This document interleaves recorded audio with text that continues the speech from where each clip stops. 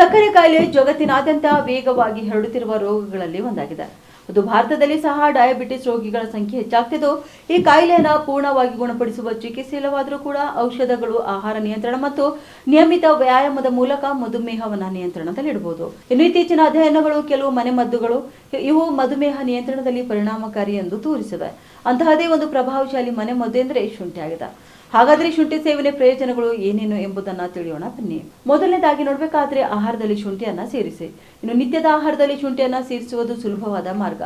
ಬೇಳೆ, ಸಾರು, ದಾಲ್, ತರಕಾರಿ, ಪಲ್ಯ, ಚಟ್ನಿ ಇತ್ಯಾದಿಗಳಲ್ಲಿ ಶುಂಠಿಯನ್ನ ಬಳಸಬಹುದು.